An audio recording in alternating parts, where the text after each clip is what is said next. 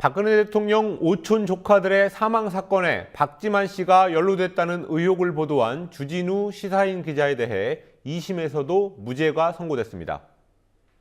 재판부는 언론의 자유는 인간 존엄의 핵심적인 가치이고 국가 권력을 합리적으로 감시하고 통제하는 수단이라고 말했습니다. 박근혜 대통령 지지율이 취임 후 최저치를 기록했다는 여론조사 결과가 잇따라 나오고 있습니다. 박 대통령의 핵심 지지층인 50대와 대구 경북의 민심이 싸늘해졌다는 것이 특징입니다. 현대자동차 노조가 낸 통상임금 소송에서 재판부가 사측의 손을 들어줬습니다. 노동계가 크게 반발하고 있습니다. 다른 회사 노사 간에 진행되고 있는 통상임금 소송에 영향을 줄 것이라는 전망이 나오고 있습니다. 1월 16일 금요일 뉴스K 잠시 후에 시작합니다.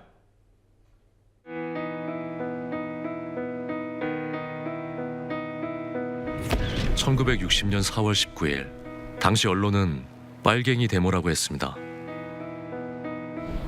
지금 우리는 혁명의 역사로 기억합니다. 1980년 5월 18일 당시 언론은 불순분자의 폭동이라 했습니다. 지금 우리는 독재에 항거한 정의의 역사로 기억합니다. 1987년 6월 10일 당시 언론은 대학생 가두 시위라 했습니다. 지금 우리는 민주주의를 쟁취한 감격의 역사로 기억합니다.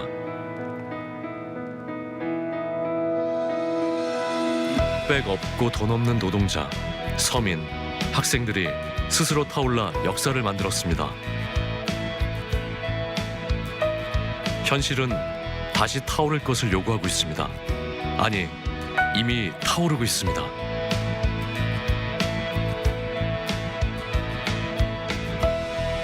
빨갱이를 종북으로, 불순분자를 외부 세력으로, 언론은 말만 바꿨을 뿐 역사를 부정하고 있습니다. 2014년 4월 1일 국민TV가 개국한 이유입니다. 국민TV는 역사를 역사로 기록하겠습니다.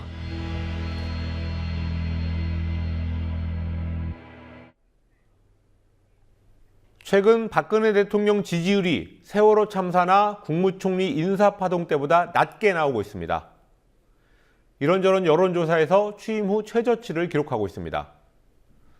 청와대 수석비서관의 항명, 청와대 행정관의 여당 대표 음해 논란 등이 줄줄이 나오고 있기 때문인 것으로 분석됩니다. 행정관의 여당 대표 음해 논란에 대해 청와대가 진상조사를 하고 있지만 결과를 발표해도 얼마나 믿을 수 있을지 의문입니다. 국회에 나가 있는 중계카메라 연결해서 이 소식 들어보겠습니다. 김종훈 PD. 김무성 수첩파동의 지론이라고 할 수 있죠. 이준석 전 새누리당 비대위원, 오늘도 페이스북에 글을 올렸습니다. 어떤 내용인지 정리를 해주시기 바랍니다. 네, 이준석 전 비대위원은 오늘 저녁 6시경 올린 글에서 음종환 전 청와대 행정관과 자신의 공방에 대해 내가 매우 민감하게 받아들여 생긴 오해라고 말했습니다. 또 본인이 성숙하지 못했다며 많이 반성하고 공부하고 있다고 몸을 낮췄습니다. 이 전 비대위원이 김무성 대표에게 전한 말과 언론 인터뷰에서 한 얘기들이 민간인 사찰 의혹, 당청 갈등 등으로 확산되자 뒤늦게 진화에 나선 것으로 보입니다. 이 전 비대위원은 오늘 오후 뉴스K와의 통화에서도 큰 싸움으로 키울 생각이 없다는 뜻의 확전 자제를 9번이나 말했습니다. 관련 발언 직접 들어보시겠습니다. 확전 자제 그거기 때문에. 확전 자제라고 하시면은 네. 애초에 문건 이거 문건이라 배수 발언 본질에 네. 관계없는 것이 너무 많이 나와가지고 제가 너무 피곤해가지고. 그 대응에 대해서 물론 확전 자제라고 지금 말씀해 주셨지만 대응 추가되는 건 없을 겁니다. 이준석 전 비대위원의 이 같은 행동은 공방의 상대였던 음종환 전 행정관이 사태를 키우지 않는 한 본인도 나서지 않겠다는 뜻으로 풀이됩니다. 전 행정관에 의해 문건 파동의 배후라고 지목돼 반발했다가 어제부터 입을 닫은 김무성 대표, 유승민 의원과 보조를 맞추는 것 아니냐는 해석도 나오고 있습니다. 이 전 비대위원은 유 의원 친구의 아들로 2004년 유의원실에서 인턴을 하면서 정계에 발을 들였습니다. 이준석 전 의원과 음종환 전 청와대 행정관이 주고받은 카톡을 오늘 공개할 수도 있다, 이런 예측이 일부에서 있었는데 결국은 공개를 안 했죠? 네, 그렇습니다. 두 사람 모두 카톡을 공개하진 않았습니다.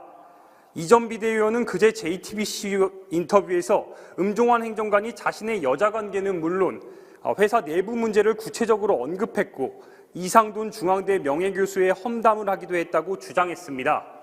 또 행정관이 자신에게 언제 내가 배우라고 했나, CCTV 까볼까, 네가 종편 출연 청탁한 카톡 다 공개한다, 앞으로 방송 잘 지켜보겠다 등의 협박성 문자 메시지를 보냈다고 밝히기도 했습니다.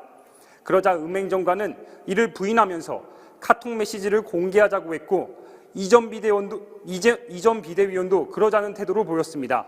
그러나 어제부터 이 전 비대위원이 사태를 수습하겠다는 쪽으로 돌아서자 전 행정관도 공개 여부를 신중히 검토하고 있다고 태도를 바꿨고 오늘 역시 공개되지 않았습니다. 청와대 공직기강 비서관실에서 이번 사태를 조사하겠다라고 했는데 이 조사 결과는 언제쯤 나올 걸로 예상되고 있습니까?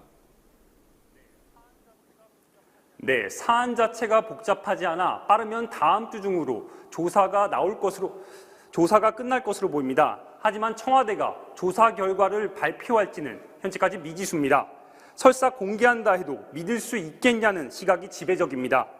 청와대는 지난 12일 김무성 대표의 수첩이 노출되기 전에 이미 문건 배우서를 접했지만 아무런 조치도 취하지 않고 쉬쉬하는 태도로 대응했습니다. 김무성 대표와 유승민 의원은 자신들의 문건 파동의 배우라고 청와대 행정관이 말했다는 얘기를 듣고 지난 6일과 7일 각각 조윤선 청와대 정무수석과 안봉근 비서관에게 사실관계를 확인해달라고 요청했습니다. 하지만 청와대는 배우설이 언론에 공개된 12일까지 그 어떤 조치도 취하지 않았습니다. 김 대표에게 행정관의 말을 전한 이준석 전 비대위원에게 청와대 측은 문의조차 하지 않았습니다. 이처럼 사건 봉합에 급급했던 청와대가 뒤늦게 진상을 조사한다고 해서 어디까지 믿을 수 있냐는 의심이 나오는 겁니다. 한국갤럽 여론조사 결과 박근혜 대통령 지지율이 취임 후 최저치를 기록했군요. 네, 대통령 신년 기자회견 다음 날부터 어제까지 사흘간 전국 1,002명을 대상으로 한 조사 결과입니다. 박 대통령 지지율이 지난주보다 5%포인트나 크게 떨어진 35%를 기록하면서 취임 후 최저 기록을 갈아치웠습니다. 부정평가는 지난주보다 4%포인트 높아진 55%를 기록하면서 취임 후 최고치를 기록했습니다. 부정평가와 긍정평가의 차이는 지난주 11%포인트에서 이번 주 20%포인트로 크게 떨어졌습니다. 한국갤럽은 이번 주 변화의 가장 큰 특징은 50대에서 처음으로 긍정평가보다 부정평가가 높게 나타난 점이라고 했는데요. 긍정 43%, 부정 50%였습니다. 박 대통령의 정치적 텃밭인 대구 경북 지역에서도 부정 46%, 긍정 44%로 사상 처음으로 부정평가가 긍정평가를 앞질렀습니다. 대통령을 부정적으로 평가하는 이유는 1위가 소통 미흡, 2위가 인사 문제였는데요. 불통 기자회견과 김기춘 비서실장 등 유임, 청와대 민정수석 항명 파동 등이 영향을 준 것으로 보입니다. 한국갤럽은 대통령이 기자회견에서 국정 개입 의혹이 사실 무근이며 비서관 3인은 교체하지 않겠다는 입장을 밝혔지만 이는 국민 여론과 다소 거리가 있는 것으로 보인다고 설명했습니다. 한편 리얼미터 1일 조사에서도 대통령 기자회견 당일인 12일 지지율이 38.9%로 취임 후 최저치를 기록했습니다. 지금까지 국회에서 국민TV 뉴스 김종훈입니다. 김무성 대표의 수첩이 카메라에 찍혀서 시작된 파문이 나흘째 가라앉지 않고 있습니다. 국회의원의 사적인 메모가 언론 카메라에 잡혔던 과거의 여러 사례들과는 비교가 되지 않습니다. 공개적으로가 아니라 커튼 뒤에서 해야 될 말이 많아진 분위기 탓도 큰 것 같습니다. 과거 사례들과 이번 수첩 파동이 어떻게 다른지 짚어보겠습니다. 권현주 PD가 보도합니다. 지난해 10월 국방위 국정감사장에서는 동료 의원을 험담하는 쪽지가 카메라에 포착됐습니다. 송영근 새누리당 의원이 야당 의원을 지목하며 쟤는 뭐든지 뺐다. 이상하게 저기 애들은 다 그래요. 라고 적은 메모를 같은 당 의원과 주고받다 걸렸습니다. 스마트폰으로 야한 사진을 보다 망신을 당한 의원들도 있습니다. 새누리당 권성동 의원은 지난해 10월 국감장에서, 같은 당 심재철 의원은 2013년 3월 국회 본회의장에서 여성 노출 사진을 보는 장면이 찍혔습니다. 김희정 여성가족부 장관은 의원 시절 인사청탁 문자를 확인하는 장면이 찍혀 애를 먹기도 했습니다. 이 같은 사례들은 개별 의원들의 일탈 정도로 정리되는 경우가 대부분이었습니다. 하지만 지난 12일 본회의장에서 찍힌 김무성 새누리당 대표의 수천 메모는 전국을 뒤흔들고 있습니다. 비선 실세 국정개입 문건 파동의 배우가 KY라는 메모는 청와대 행정관이 김무성 대표와 유승민 의원을 문건 파동의 배우로 지목했다는 사실을 적어둔 것이었습니다. 그에 따라 김 대표가 이 문제를 키우거나 청와대에 경고를 보내려는 등 의도를 가지고 수첩을 노출했다는 추측이 나왔습니다. 김 대표가 기자석과 5m 정도밖에 안 떨어진 곳에 앉아있고 사진 기자들의 시선이 늘 본인에게 쏠린다는 걸 모를 리 없기 때문입니다. 김 대표의 휴대전화 메시지가 1년 반 전에도 카메라에 잡힌 적이 있다는 사실도 그 같은 해석을 뒷받침합니다. 2013년 6월 김무성 의원이 비공개 회의에서 남북 정상회담 대화록을 봤다고 얘기한 사실이 언론에 보도됐는데 언론에 그 발언을 흘려준 사람이 김재원 의원이란 측근의 문자가 찍힌 겁니다. 이어 형님 맹세코 저는 아닙니다. 라고 김재원 의원이 부인하는 내용의 문자도 노출됐습니다. 그러나 김무성 대표는 그제 수첩을 의도적으로 노출했다는 건 음해라고 부인했습니다. 어떤 메시지를 보내기 위해 일부러 수첩을 노출하는 것은 김 대표의 평소 스타일과 거리가 멀다는 평가도 만만치 않습니다. 근데 너무 황당한 이야기이기 때문에 신경 쓰지 않고 있었는데 본회장에서 다른 걸 메모 찾다가 그게 찍힌 겁니다. 제가 의도적으로 그것을 사진에 찍히기 위해서 그렇게 했다. 이렇게 또 누명을 씌우는 것도 저 참 기가 막힙니다. 그래서 의도성 여부와 상관없이 수첩 노출은 당청 갈등과 당내 친박 대 비박의 갈등을 키우고 음종환 전 청와대 행정관과 이준석 전 비대위원 사이의 진실 공방으로 이어지면서 전례 없는 파문을 일으키고 있습니다. 김무성 대표는 어제 이후 이 문제에 대해 입을 완전히 닫았습니다. 오늘은 서울의 한 어린이집을 찾아 보육교사 폭행 사건과 관련된 간담회를 갖기도 했습니다. 그러나 김 대표의 뜻대로 이 문제가 흘러가거나 다른 이슈로 전환될 가능성은 낮다는 전망이 우세합니다. 국민TV 뉴스 권현주입니다. 김대중 노무현 정부 시절 장차관들이 모인 새정치민주연합의 자문그룹 국정자문회의가 오늘 열렸습니다. 무기력한 제1야당을 비판하는 쓴소리들이 많이 나왔습니다. 이근식 전 행자부 장관은 민주연합을 데워지는 가마솥 안의 개구리라고 비유했습니다. 살려고 발버둥 치지 않으면 곧 죽게 될 처지라는 뜻이었습니다. 이 시간에는 노장청의 조화를 강조한 정세현 전 통일부 장관의 충고를 잠시 들어보시겠습니다. 새정치민주연합이 진짜 시대를 앞서가기에는 조금 한계가 있는 마인드를 가지고 있지 않나 생각이 듭니다. 다 옛날 사람들입니다. 저 운동이. 저를 포함해서. 이렇게 해가지고 어떻게 20대 표를 끌어들이겠습니까? 어떻게 수권 정당이 되겠습니까? 20대, 30대의 표를 끌어야 됩니다. 그러려면 그 사람들의 생각을 반영할 수 있는 또 그 사람들과 사고방식이 유사한 그런 젊은 사람들이 사실은 여기 들어와야 됩니다. 정책자문위원단의 숫자를 좀 늘리더라고. 노중청 3개월 분명히 하십시오. 이거 전부 다 노입니다. 여기. 중도 없습니다. 중년도 없어요. 근데 60대 이상 아닙니까? 새누리당이 이긴 게 뭡니까, 대선에서? 이준석, 손수조 같은 사람을 무슨 위원으로 지목을 해놓으니까 젊은 사람들이 거기 관심을 갖게 되고 그렇게 해서 그들의 의사를 제대로 전달하는 통로 역할을 했는지 그건 모르겠어요. 그러나 적어도 20, 30대가 우리들의 의견도 반영될 수 있는 정당이구나라는 생각을 갖도록 이걸 좀 다시 확대를 할 필요가 있다고 저는 생각합니다. 두 번째.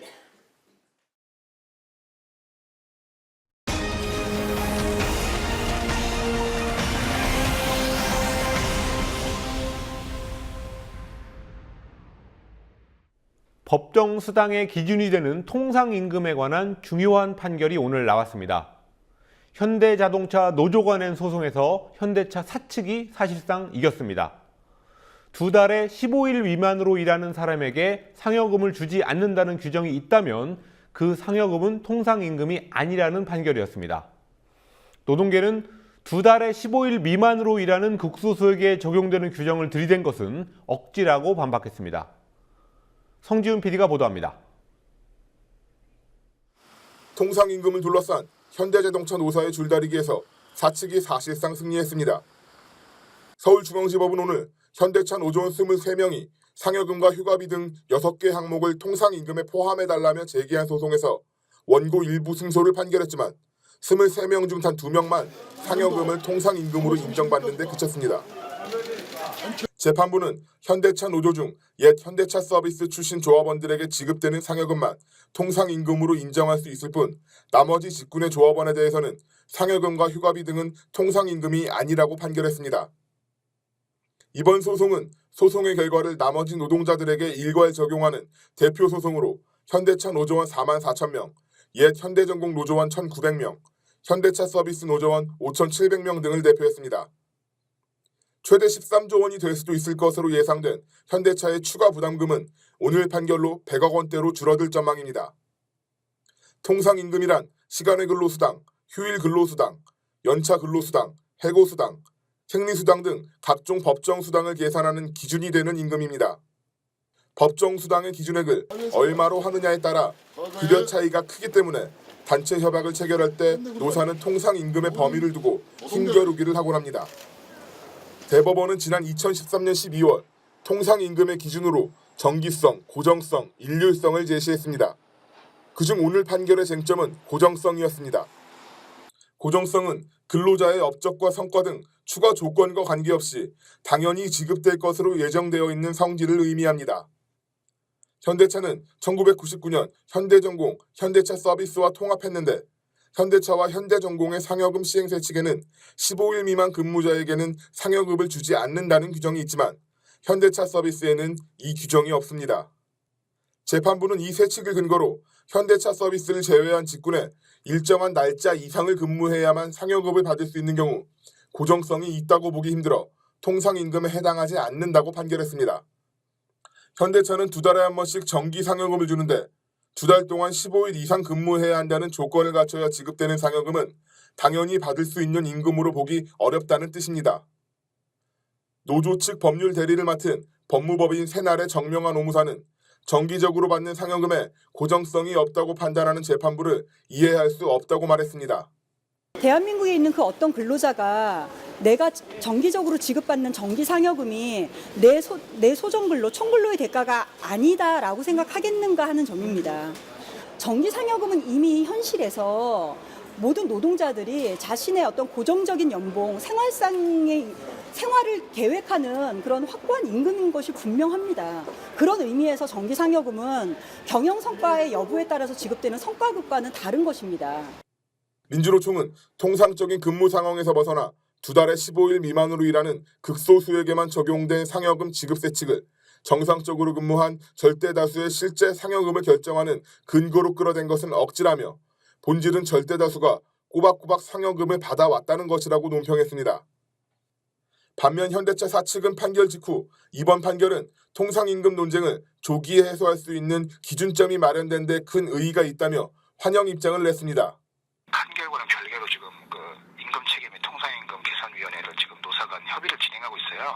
그래서 요 진행을 하는데 요게 이제 어떤 기준점이 돼가지고 의미 있는 어떤 그 논쟁을 좀 줄이고 하는 좀 기준점이 마련된 거라고 보고요.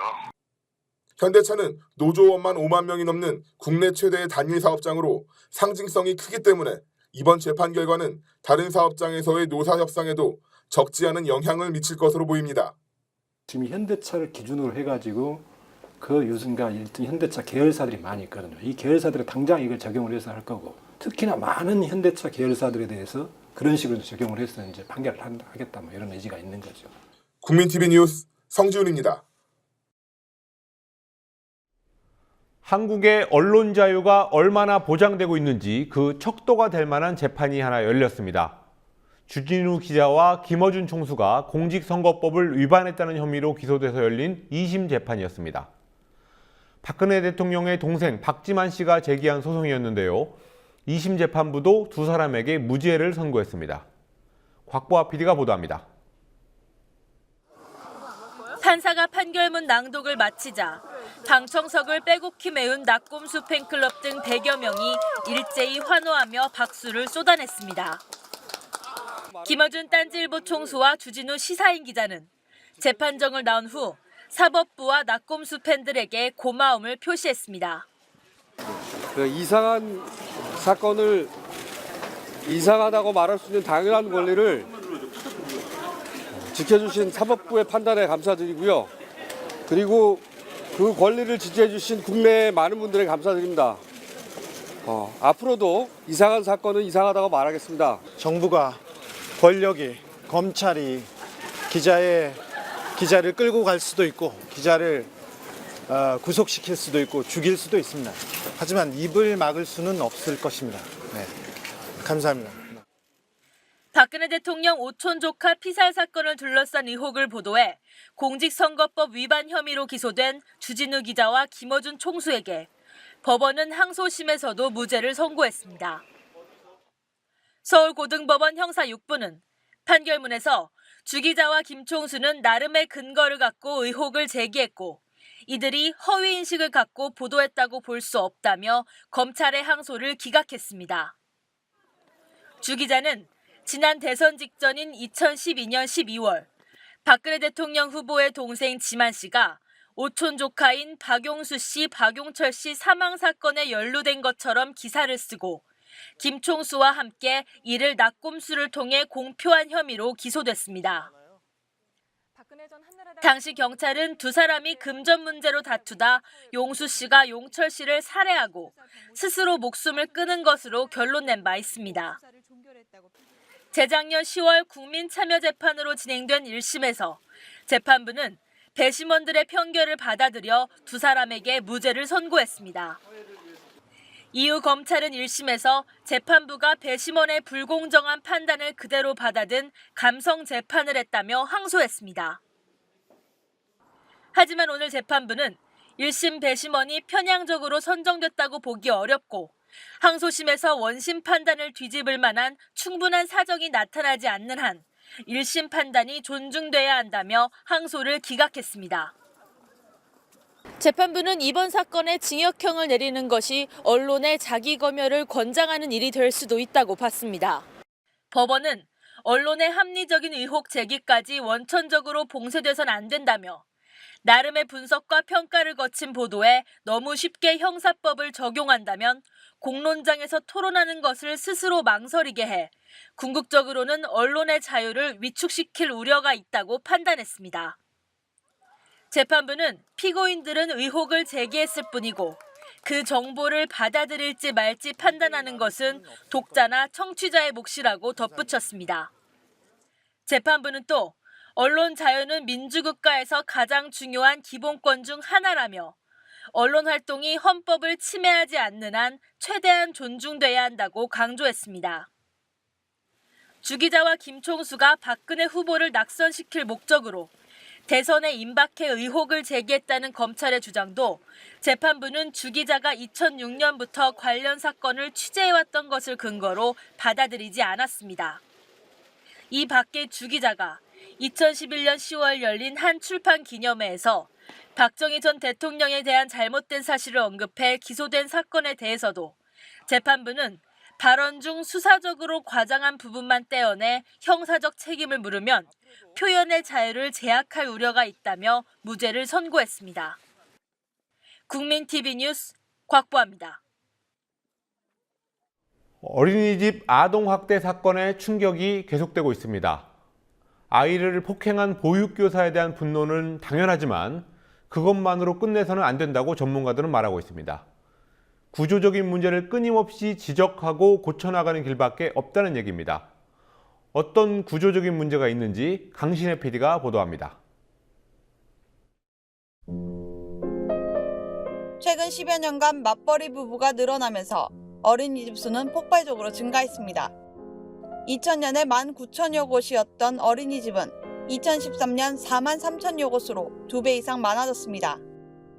같은 기간 어린이집에 맡겨진 영유아수도 69만 명에서 149만 명으로 역시 2배 이상 늘어났습니다.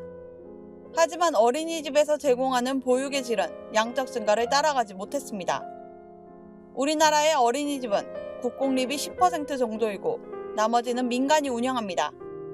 자기 건물이 있어야만 설립할 수 있는 유치원과는 달리 어린이집은 임대 건물에서도 가능하고 심지어 융자로 빌린 건물에서도 운영할 수도 있습니다. 이렇게 설립 요건이 까다롭지 않기 때문에 어린이집 운영자는 이윤을 남기기 위해 보육 환경을 개선하거나 안전 설비를 갖추는 등의 소홀한 경우가 많습니다. 또 보육교사의 열악한 근무 환경과 처우는 곧 교사의 질 저하를 가져올 수밖에 없다는 지적도 나옵니다. 오전 7시부터 평균 10시간 이상씩 일하는 교사들이 받는 월급은 2013년을 기준으로 국공립의 어린이집 경우 150만 원 안팎이고 민간 어린이집 경우에는 120만 원 안팎에 불과했습니다. 민간 어린이집에 대한 정부의 부실한 평가도 아동학대 사건의 배경이란 지적도 나옵니다. 보건복지부의 위탁을 받아 어린이집 인증평가를 수행하는 한국보육진흥원은 주로 행정 절차를 중심으로 평가하고 아동학대 예방, 보육교사 자질에 대한 평가는 하지 않고 있습니다. 이번 사건이 일어난 인천 송도의 어린이집은 지난해 6월 어린이집 평가에서 100점 만점에 95.36점으로 높은 점수를 받았습니다. 어린이집 아동학대에 대한 처벌이 제대로 이뤄지지 않는 것도 문제로 지적됩니다. 보건복지부와 중앙아동보호전문기관이 오늘 내놓은 2013년 아동학대 사례 분석 연구에 따르면 2010년에는 44곳, 2011년에는 119곳, 2012년에는 299곳의 어린이집에서 아동학대가 발생했다는 신고가 접수됐습니다. 이 중 91곳에서 실제 아동학대가 발생했다는 사실이 입증됐지만 67%인 61곳에만 폐쇄 등의 조치가 취해졌습니다. 가해자는 모두 95명이었지만 62명에게만 해임, 벌금 등의 조치가 이뤄졌습니다. 국민TV 뉴스 강신혜입니다. 함께 만드는 언론 미디어 협동조합 여기는 국민TV 함께 만드는 언론 미디어 협동조합 여기는 국민TV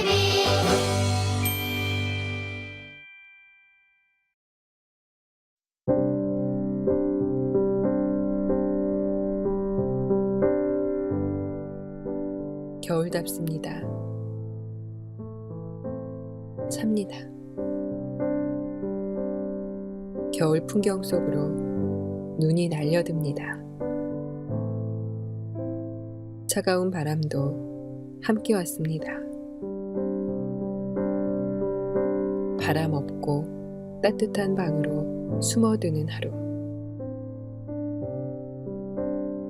해가 저물고 겨울밤이 깊었습니다. 종일 모판을 새겼습니다. 사각사각 칼질하는 소리가 눈 오는 소리 같아요. 잠시 다녀간 객이 해준 이야기였습니다. 그렇네요.